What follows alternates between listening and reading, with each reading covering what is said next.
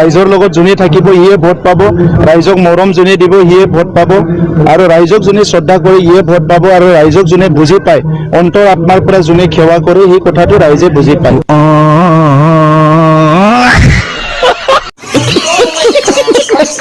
दिनै जोंनि हायाव दखल खालामनानै थाग्रा सोरबा नन ट्राइबेल हारिनि सुबुंफोरासो जोंनि बर' फिसाफोरखौ गोसोबायदि सिथारनो हानाय गोहोखौ मोनबाय आरो बे सोमजिलांनाय जाथायखौ लानानै गावजों गावनि गेजेराव पलिटिकेलि इस्यु खालामनानै पलिटिकेल क्रेडिट लानो नाजानाय, बे सोमजिलांनाय दुखुनि जाथायखौ लानानै पलिटिकेलि इस्यु खालामनायनिफ्राय गोजानाव था।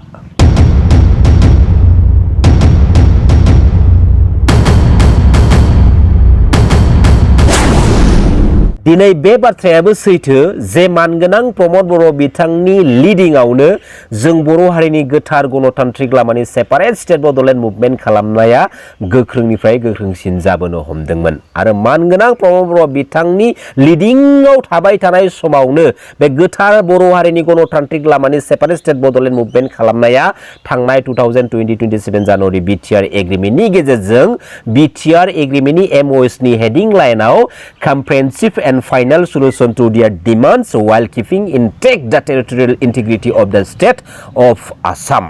बेनि ओंथिया बेनो जादों मानगोनां रायजो राजा आइ आफा बिदा फंबायमोन जे बे आसाम स्टेटआ जाय मेप बाउन्डारिखौ लानानै आसाम स्टेट महर मोनदों, बे आसाम स्टेटनि दानानै दोनखानाय थिनानै दोनखानाय मेप बाउन्डारिफोरखौ जों एसेबो खहा खालामालासिनो एसेबो नस्थ' खालामालासिनो जोंबो बे आसाम स्टेटआवनो गोरोबलायनानै मिलि जुलि रायजो जानानै थांना थानोसै।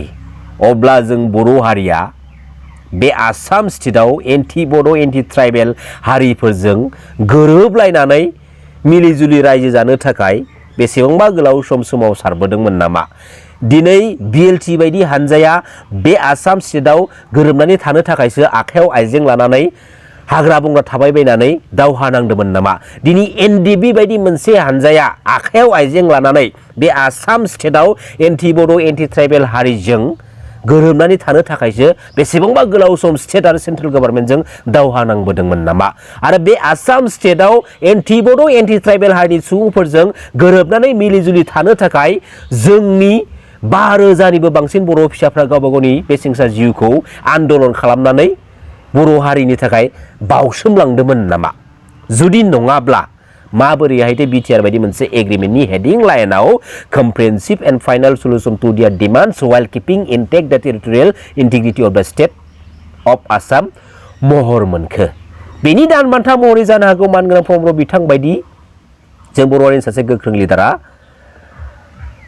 बिटिसिनि सिएमनि शेयारखौ मोननो हादों, जेराव 2020 बिटिसि बिसायख'थिनि गेजेरजों मानगोनां प्रमद बर' बिथांनि दैदेननाय इउपिपिएल पार्टिया जेरैबायदि सिट्स लानानै देरहानांगौ बेखिनि सिटखौ मोननो हायाखैमोन। अनलि 12टाल' सिट मोनदोंमोन आरो बेराफारसेथिं बिपिएफ पार्टिया गासै मोन 19टा सिट लानानै देरहासार जानो हादोंमोन। आरो जों मिथिनाय बायदिब्ला थांनाय 2020 मायथाइयाव बिपिएफ पार्टिनिफ्राय बुंनाय मोनसे बाथ्रा जे इउपिपिएल आरो बिपिएफ जुथायै बे बिटिसि काउन्सिल गभर्नमेन्टखौ सालायनोसै।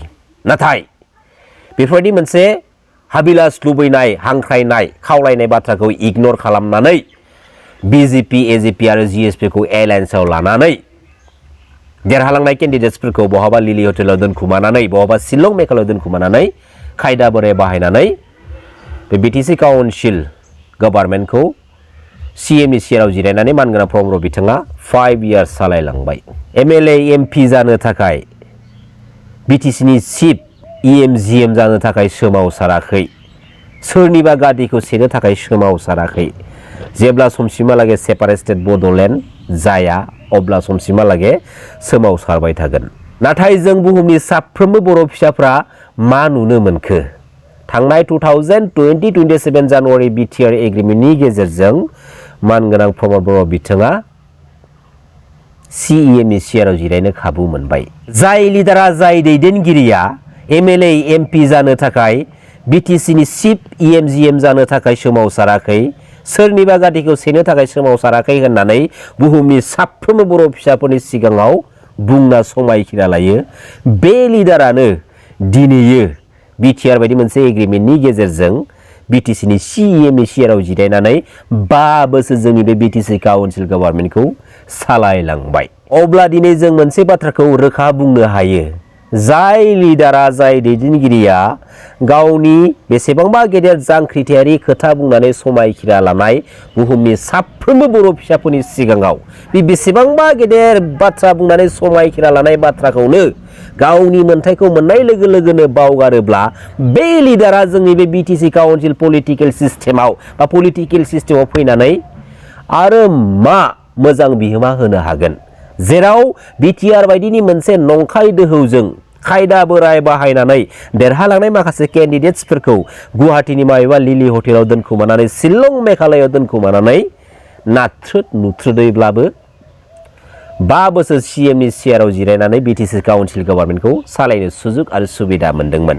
नाथाय अब्लाबो मानगोनां प्रमद बर' बिथाङा बे बिटिसि काउन्सिलाव थानाय जा माखासे पलिटिकेल पावारफोर, गावनि आखायाव मोननाय जा माखासे पलिटिकेल पावारफोर, बे गावनि आखायाव थानाय पलिटिकेल पावारखौ बाहायनो थाखाय स्टेटनि माखासे गेदेर गेदेर पलिटिकेल लिडारफोरनि साजेसन लाग्रोनो गोनां जानानै फैदोंमोन।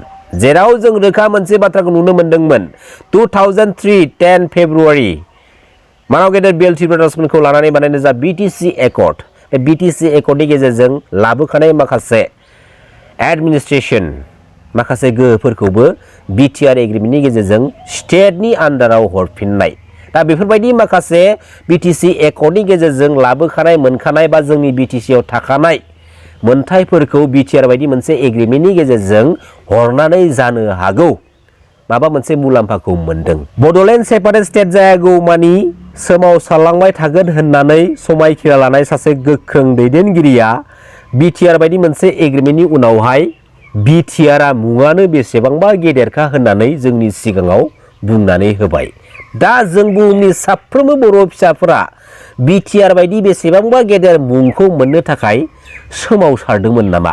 आरो बे बिटिआर बायदि बेसेबांबा गेदेरखा मुंखौ मोननो थाखायसो बे हाजार हाजार बर' फिसाफ्रा गावबा गावनि बेसेन गोसा जिउखौ बर' माहारिनि थाखाय दावहा नांनानै दान होलांदोंमोन नामा? आरो जुदि नङाब्ला दिनै बिटिआरआनो बेसेबांबा गेदेरखा मुं होननानै राजनिति पलिटिक्स खालामनो नाजानायनि फिथाइखौ थांनाय 2025 बिटिसि बिसायख'थिनि गेजेरजों दिनै मोनदों।